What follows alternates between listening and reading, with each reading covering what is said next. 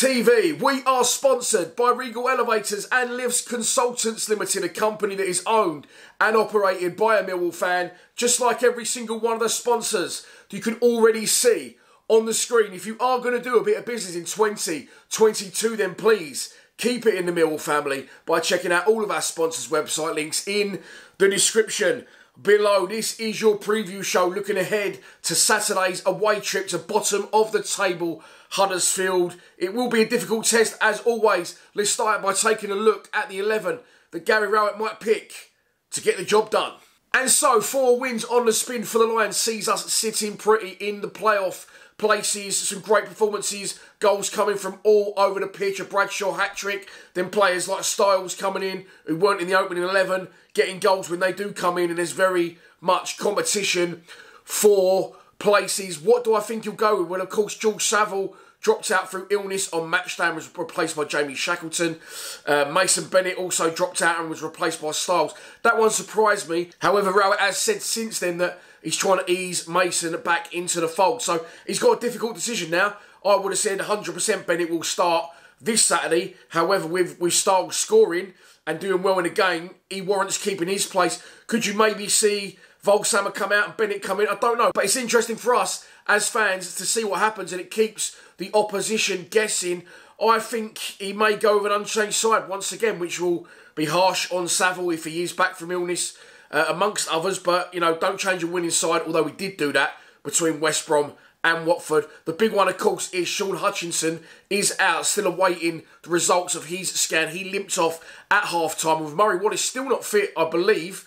I've been in bed for about 3 days. I'm literally on death's door, which is worrying. But I haven't got COVID. I don't know what it is, but it's worse than COVID. Can't actually hear what I'm saying at the minute. I'm sweating my tits off. But look, bigger worries than my injury is Sean Hutchinson could be out till after the World Cup. Murray Wallace maybe still not fit, I'm not sure. As I said, I haven't checked a lot of social, and on that basis I think Charlie Creswell will come in. He come on at half-time, and by the way, over the last 2 times I've seen him, he's looked a lot better, so maybe he needed a little bit of time out of the team. Maybe it was too much too soon for him, and maybe if we, ease him into life at the Den. As I said, he did look a lot better to me in that Watford and West Brom game. So let's move on to our opposition, Huddersfield Town, rock bottom of the division with only 3 wins from their opening 15 games. They haven't scored in their last 2. Last time out was a 0-0 draw against Middlesbrough at the Riverside. Of course, last year under Carlos Corberán, they got to the playoff final, didn't they? It was unlucky in that as well. Could have had a couple of penalties against Forest in the final. Then they look to go again this season. Conor Mahoney, of course, leaves our club, joins them, and the day after he joins, Carlos Corberán, I'm sure it's nothing to do with Conor Mahoney, but he's absolutely been killed there by the manager. The manager leaves the club. Something to do with upstairs and the manager and budget and ambition. I don't know what it was, but he left. They then appointed Danny Schofield, of course, ex-Millwall player and playoff winner. It didn't go well for him. They did not do well. Eventually, he was sacked, and they've now got him Mark Fotheringham as their manager. Corberán now, as you may know, has taken over as manager of West Bromwich Albion. Of course, a place where Gary Rowett was tipped to go. It's all very incestuous, isn't it? But that's life as a football manager, and Fotheringham now is Huddersfield's manager. They're not doing too well. They seem to be a club in a little bit of turmoil. Well, they've definitely gone backwards from last season and under Corberán's guidance. So they won't be full of confidence, but at the same time, they'll be looking to get 3 points on the board. They really, really need it. We'll go to the game, I'm sure, confident. It's time to give you a prediction. I'm going to go for a 1-0 Millwall win. Yeah, I think we won there actually during lockdown. Didn't Scott Malone score 1 goal, I think? I won't be going to Huddersfield this Saturday for 3 reasons. Well, 1, I feel so ill, I'm not sure I'm going to live till the weekend to see it.